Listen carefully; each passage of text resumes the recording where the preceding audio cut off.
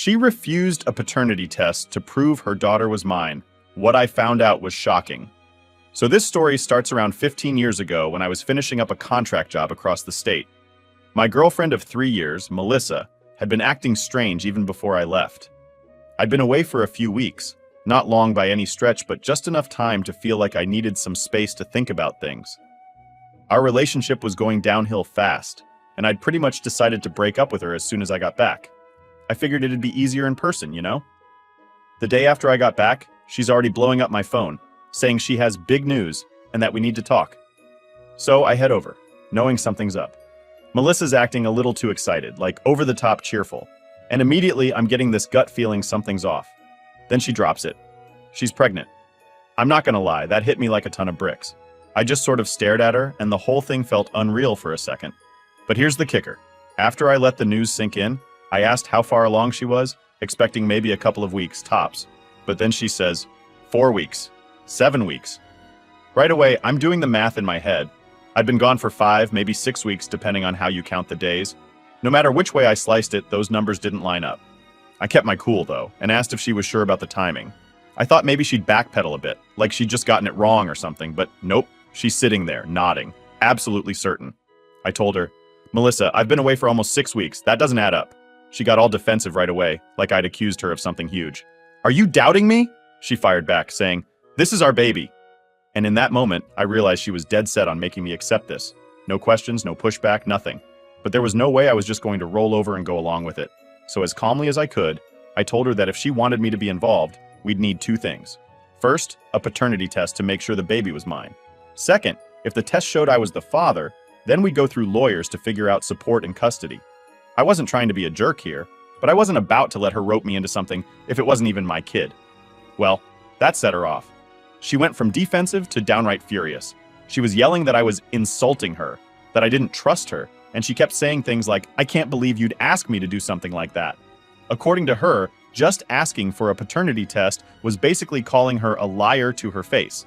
But I was done playing along, so I told her that if she wasn't willing to do the test, then we were over. And here's the weird part. She wouldn't accept the breakup. Like, she outright said, I don't accept that, as if she could just refuse to be broken up with. I don't even know how that works, but she was set on ignoring everything I'd just said and carried on like we were still together. When I finally left her place, I hoped maybe she'd cool off and realize I was serious about the breakup. But that was just the beginning of a long nightmare. The next couple of weeks were like a bad movie. Melissa started spreading the story that I was a deadbeat who had abandoned her while she was pregnant. She told all our friends, our old coworkers, even people I barely talk to anymore.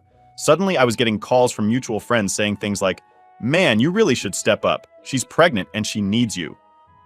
Every time I tried explaining my side, it was like talking to a wall. Melissa had them convinced she was this poor, abandoned girl who'd been left to fend for herself. Some of my friends even offered to help her financially, and I knew a few people were slipping her money. It was like she'd made me into some kind of villain, and nobody wanted to listen to my side of things. She'd post on social media with all these woe is me updates, dropping hints about how hard life was, and people ate it up. I tried reaching out to people to explain my side, but it felt pointless. Even my family was getting pulled into it, and I ended up having to talk to a lawyer just to cover myself. I offered to help her out financially a bit, just to keep things from getting even more complicated if, on the off chance, the kid really was mine. But my lawyer warned me not to give her anything, or it might be taken as me admitting I was the father. Basically, if I sent her a dime, it could bite me down the road. It felt like a lose-lose situation. Meanwhile, Melissa had no shortage of people willing to listen to her. There was this one guy, Tony, who kept bugging me to do the right thing and support her. He had this idea that helping her wouldn't come back to bite me legally.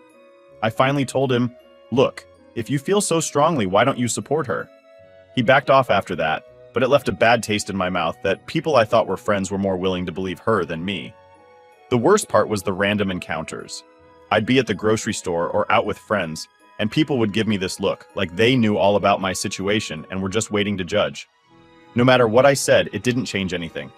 They just saw her as this poor pregnant woman who'd been done wrong, and I was the guy who ran off. I'd try to explain, saying there was no proof I was the father, but that only made people look at me like I was in denial. And then, right in the middle of all this, Melissa started sending me photos. Just random staged pictures of her and the baby. She'd put these captions like, "Lucy wants to know where Daddy is," and they were clearly meant to make me feel guilty. I'd just delete them and try to ignore it, hoping she'd give up, but I was starting to realize this wasn't going to be that simple. Honestly, looking back, I can see how naive I was. I thought if I just ignored her, she'd eventually move on. But Melissa wasn't about to let me go that easily. Every time I turned around, she was there, telling more people, spreading her story and trying to pull me back in. That was just the start, though.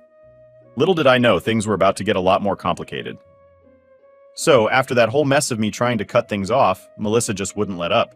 It's like she made it her personal mission to keep me tangled in her web, and every couple of months, she'd find a new way to drag me back in. It started small, just a few text messages here and there. She'd send me random updates like, "Lucy is doing great. She smiled for the first time today." I'd ignore it. Then a week or so later, I'd get another, "Lucy misses you," or "It's too bad you're missing out on these special moments." I tried telling myself she'd get bored eventually, but nope. Melissa would find these ways to remind me she existed, that she had this baby she was convinced was mine, and that I was missing out. Then she started escalating. I'd be out with friends, and she'd just show up out of nowhere with the baby, acting like we were still together or something. She'd waltz over, holding Lucy, smiling like she wasn't the least bit out of place. "Oh, hey," she'd say, like it was casual. "Thought you'd want to see your daughter." Now imagine the looks I'd get from people who already had heard her version of things. My friends would just stare at me like I was this jerk abandoning a child, and Melissa would act hurt, like she couldn't understand why I was being so cold. I'd just leave or say something short to shut it down, but it was getting exhausting. The woman had zero shame and was absolutely determined to make me feel guilty. After the first couple of times, I had enough and went to my lawyer again. I told him about her showing up everywhere, sending messages, telling everyone that Lucy was mine. He suggested I try for a restraining order, even though it was a long shot. So we filed, and eventually I got a temporary restraining order against her. The catch was that in my state, even a permanent restraining order only lasts 2 years unless there's a violent crime involved, which obviously didn't apply. But I thought, fine, at least I'd have a couple of years of peace. Except I didn't. 2 years flew by, and the day the order expired, Melissa was right back at it, sending messages, showing up, trying to get my attention. I had to go back to court and renew it. This became a thing every 2 years, like clockwork. And every time she'd be back the moment it lapsed, claiming Lucy missed her dad, or that she was struggling as a single mom and needed help. There were even times she'd show up at my place with Lucy, trying to get inside.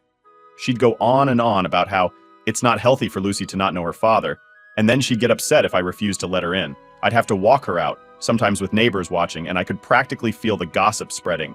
All I wanted was some distance from this mess, but every time I thought things were calming down, she'd find a way to get back in. One of the worst times, though, was during a work event. I was at a work dinner, talking to colleagues, when Melissa showed up with Lucy in tow, acting like it was a family reunion. My boss was there, people I worked with, all looking at me like I had this secret life I'd been hiding. She pulled me aside and started in about how Lucy deserved to know her father. I told her straight up in front of my boss, "Get a paternity test, Melissa, and then we'll talk." But she just turned on the waterworks, making a scene and practically begging me to just give Lucy a chance. After that, I had to spend weeks clearing things up with my boss, explaining that, no, I wasn't secretly the father. And yes, I was dealing with some crazy stuff.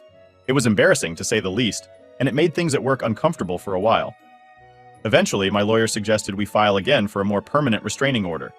Even though the court order could only last 2 years each time, he said if we could prove this pattern, it might make it harder for her to get around it. So we went through the whole process again, laying out every incident, every message, every time she'd shown up unannounced. The judge approved it, but of course I knew it'd be the same deal. 2 years of quiet if I was lucky. But 2 years would pass, and the moment the order lapsed, I'd start getting the messages again. Melissa just couldn't help herself. And it wasn't just me she was bugging. I'd hear from mutual friends or old coworkers that she was still talking about Lucy's dad abandoning her. She was relentless. One friend even called me up saying, "Hey man, maybe you should just do what she wants." I mean, you don't know. Maybe Lucy really is yours. It was like no one cared what I had to say. Like Melissa's sob story was the only version that mattered. At one point, I just stopped trying to explain myself. I figured people were going to believe whatever they wanted to believe, and I couldn't control that. But it was exhausting, dealing with all the judgment, the assumptions, people treating me like I was this deadbeat who didn't care about his kid. And Melissa knew exactly how to push buttons. Every couple of months, she'd send a picture of Lucy, always a posed one, with some sad caption like, "Lucy misses her daddy." I didn't even respond. I'd just delete them and move on. But she knew what she was doing. She'd drop those photos, wait a few weeks, then show up somewhere she knew I'd be, like she was testing how much it'd take to make me crack. After a while, it felt like she was less interested in the actual support and more about dragging me back into her life. It's like she got some kind of kick out of having me stuck in this endless loop with her. No matter what I said, no matter how many restraining orders I got, Melissa kept coming back, trying to make me play along in this little game of hers.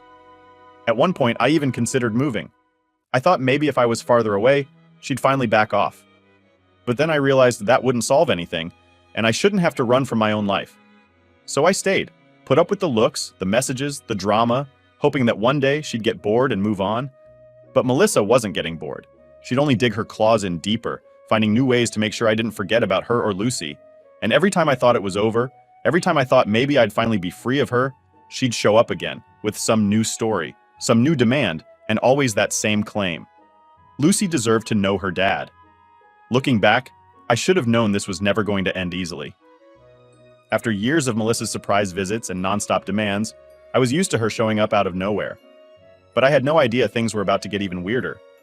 So, one day, I'm talking to this old friend, Ben.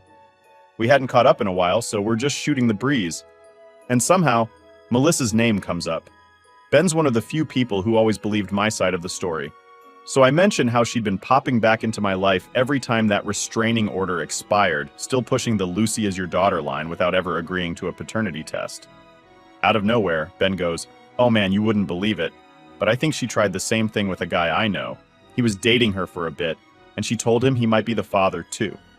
I'm stunned. At first, I thought he was joking, but Ben's serious.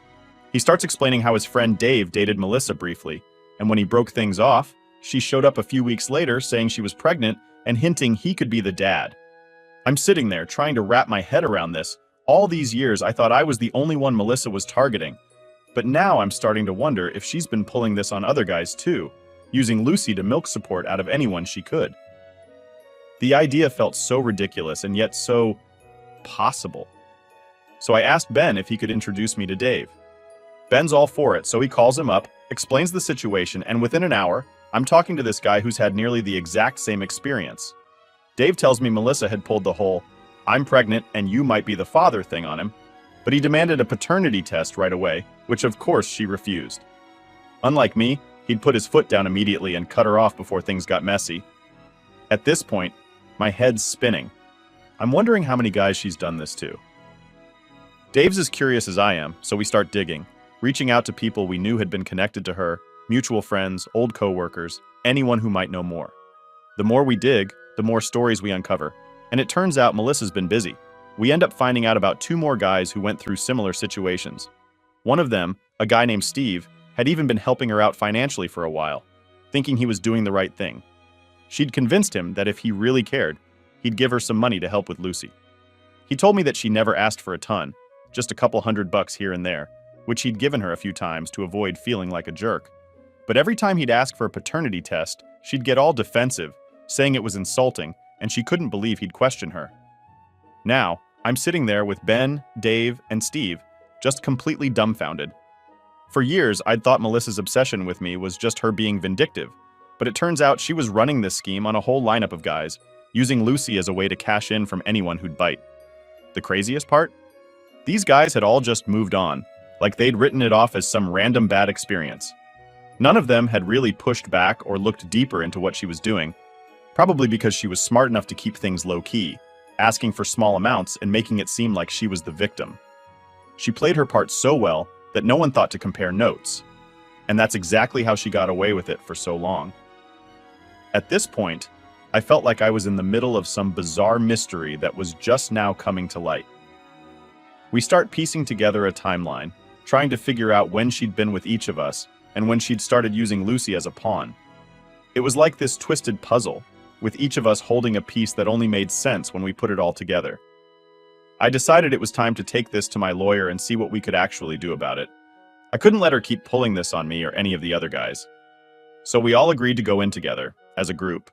My lawyer was blown away when I explained the whole situation. He hadn't seen anything like it before, but he said that if we all worked together, we could make a strong case against her and finally get some closure on this whole thing. After we filed, Melissa was ordered to appear in court, and that's when things got even messier. She tried denying everything, acting like we were all just a bunch of bitter exes trying to gang up on her. But with so many of us telling the same story, she didn't stand a chance. My lawyer pointed out how she'd refused a paternity test from every single one of us, how she'd taken money from Steve under false pretenses, and how her story changed depending on who she was talking to. She started to unravel pretty quickly under the pressure. The judge eventually ordered her to get a paternity test for Lucy, and you could see Melissa's face go pale. For the first time, she was losing control of her little game, and she knew it. She tried arguing with the judge, saying the test was unnecessary and insulting, but the judge wasn't having any of it. We all took our tests, and at this point, I was finally starting to feel like maybe this nightmare was coming to an end. The judge set a date for the results, and I remember walking out of the courtroom that day with a weird mix of relief and anger. I was mad, sure, but there was this strange sense of satisfaction, knowing that maybe this was finally it, the end of Melissa's endless demands and guilt trips. What blew my mind, though, was how close she'd come to getting away with it.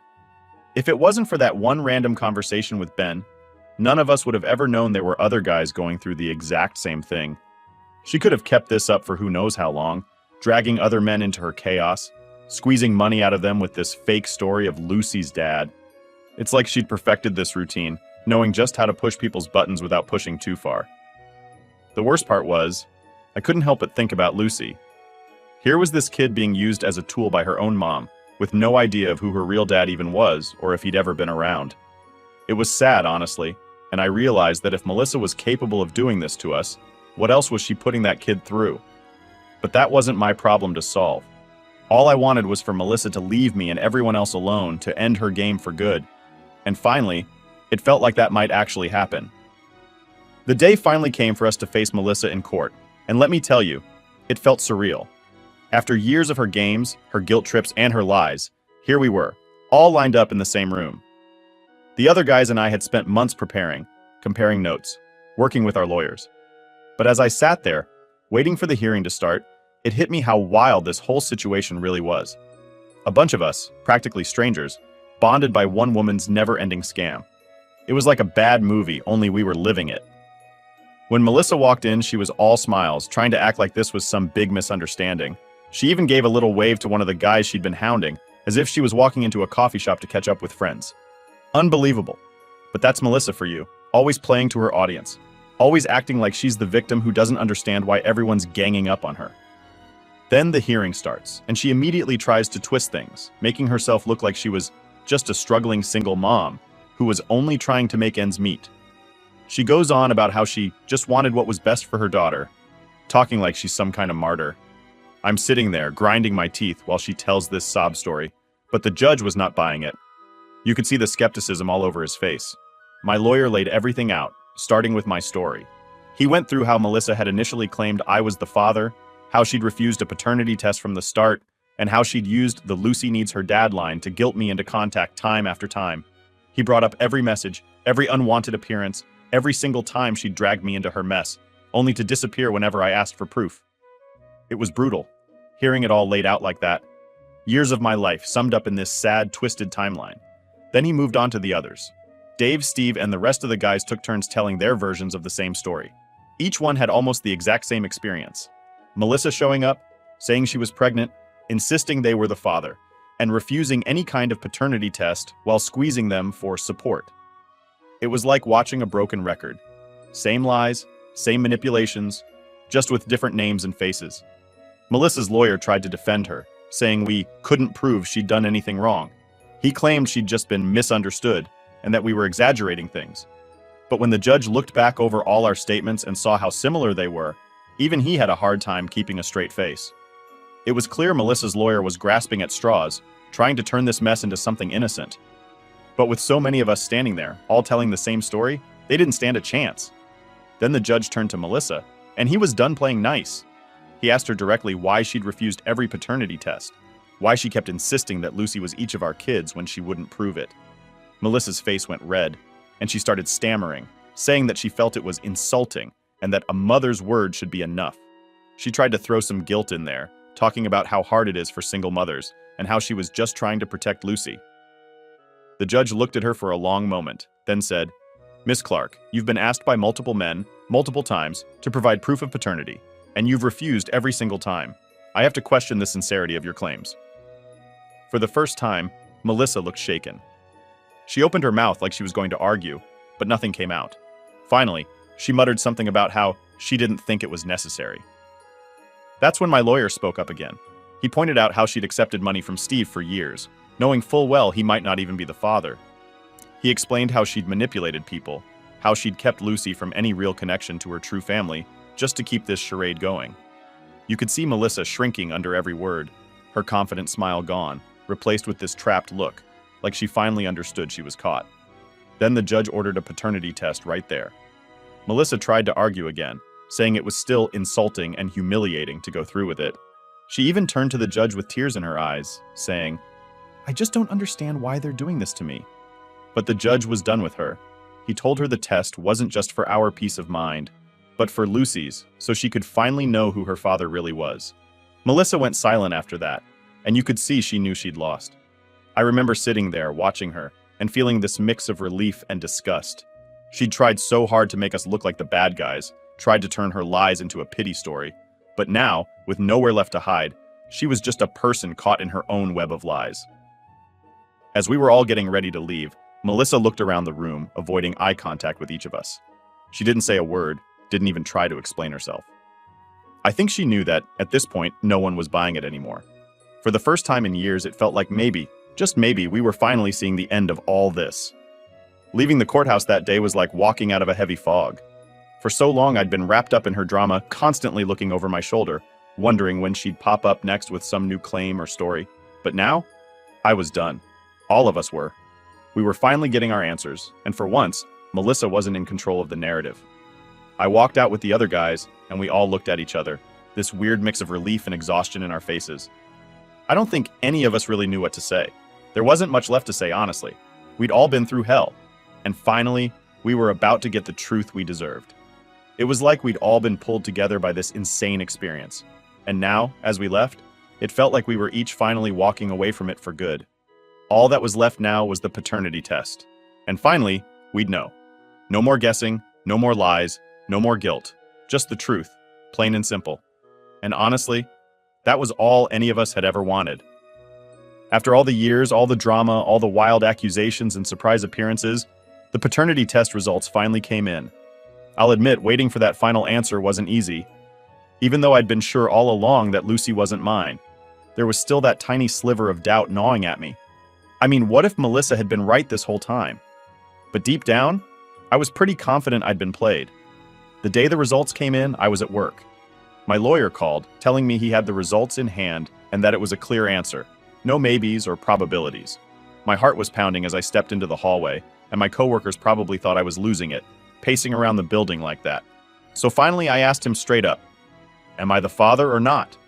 And just like that, he confirmed what I'd known all along. I wasn't Lucy's father.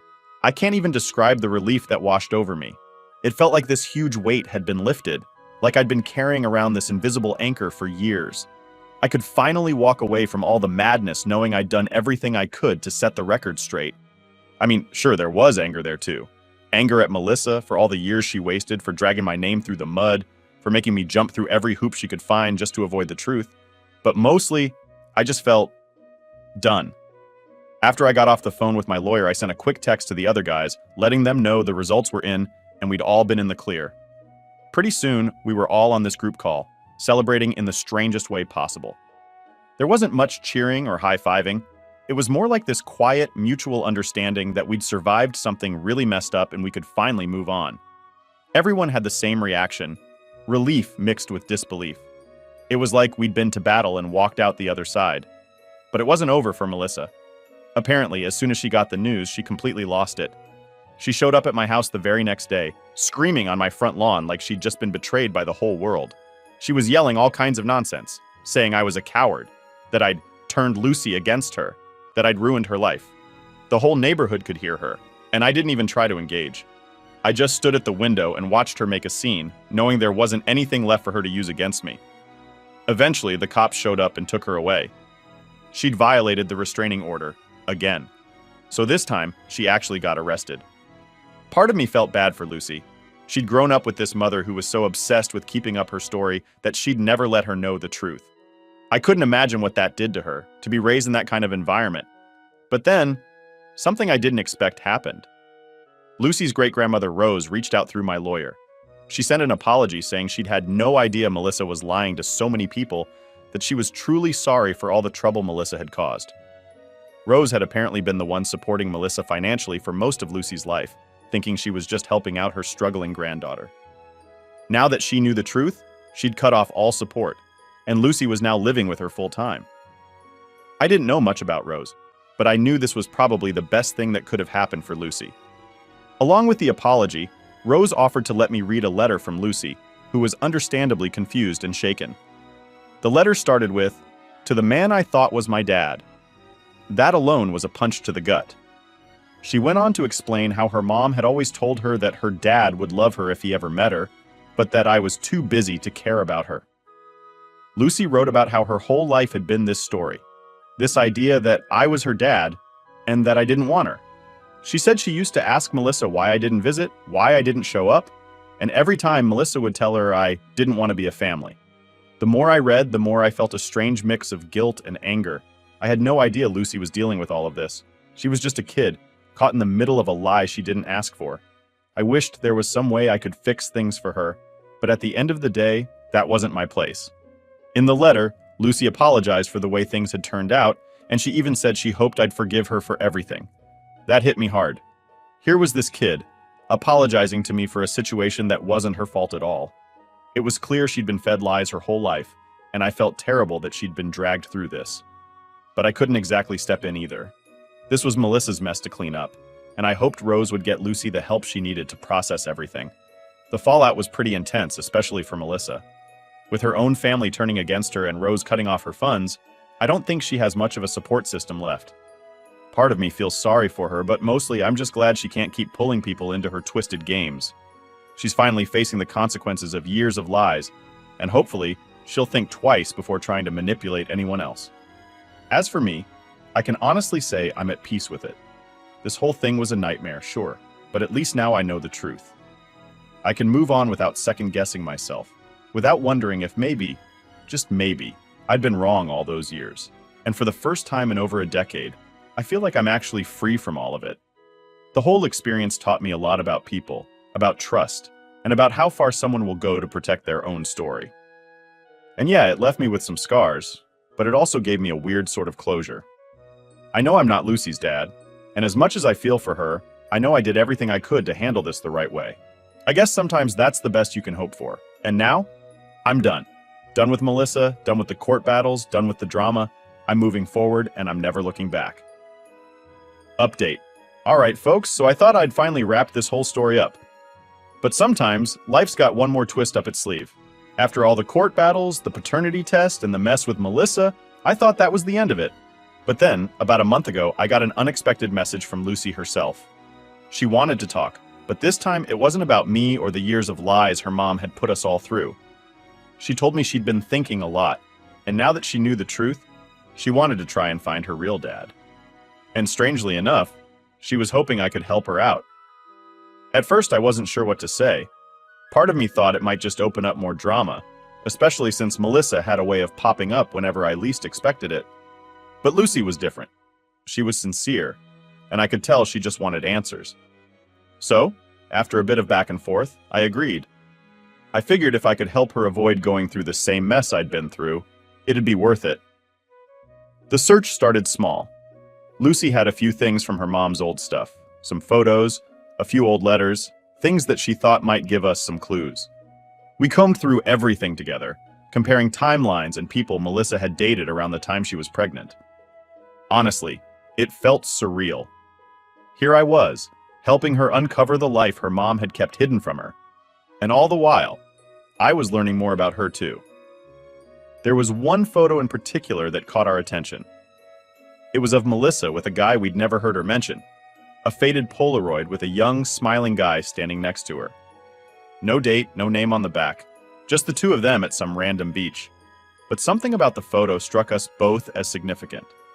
Lucy remembered her mom mentioning a boyfriend she'd had right before she met me, someone her mom had never talked about again after they split. We didn't have much to go on, but it was a start. With a bit of internet detective work, we finally tracked him down. His name was Alex, and we found his profile on an old social media page he barely updated. Lucy took a deep breath and messaged him. I could tell she was both excited and terrified. This was the guy who might actually be her dad, the person she'd been wondering about her whole life. The wait was nerve-wracking, and I could see Lucy trying to keep her hopes in check. A couple of days later, Alex responded. He was shocked, to say the least, but he agreed to meet up and hear Lucy out. She asked if I could come along for support, which, again, I didn't expect. I wasn't her dad, and I didn't really know where I fit in all this, but I could see she felt more comfortable with me there. So I went. When we met Alex, he was a bit older, obviously, but he had this friendly, open demeanor that immediately put Lucy at ease. He listened as she explained everything, how she'd grown up, the lies she'd been told, the recent court case. You could tell he was taken aback, especially hearing about Melissa's years of manipulation. But there was something in his face that told me he was ready to make up for lost time if it turned out Lucy was his daughter. After that initial meeting, Alex agreed to a DNA test. And let me tell you, waiting for those results was a whole other level of tension. Lucy tried to keep herself busy, but every time we talked, I could see that anxious look in her eyes, like she was bracing herself for another disappointment. Finally, the results came in. Alex was her father. I'll never forget the look on Lucy's face when she found out. It was this mix of relief, happiness, and disbelief all rolled into one. She had the answers she'd been searching for, and for the first time, she actually had a sense of family that didn't come with strings attached. Alex looked as overwhelmed as she did, but he took her hand and told her he was there for her, ready to make up for the years they'd missed. Since then, Lucy's been getting to know Alex, slowly but surely. She told me he's been doing everything he can to make her feel welcome in his life, and they've even started planning some time together to catch up. I won't lie, it feels strange being on the outside of it, knowing I helped her find her real dad, but not really being a part of her life anymore. But seeing her find peace and finally move forward, that's worth it. As for Melissa, word got back to her about the test, and from what I've heard, she's not handling it well. She's been making all kinds of claims that the test was rigged, or that Lucy's been brainwashed by me and Alex. But at this point, no one's listening. Even her own family is finally shutting her down. It's like everyone's finally realized just how deep her lies go, and they're done putting up with it. And me? I'm honestly at peace with it. I thought this whole thing would end with me just walking away, but it feels better knowing Lucy got what she needed. Helping her find her dad was the right thing to do, and while our paths might not cross much anymore, I know she's going to be okay. She's with her real family now, and she's free of all the lies that weighed her down for so long. So that's where this chapter finally ends. Thanks to everyone who stuck with me through all this. It's been one hell of a ride, but we've finally made it to the end.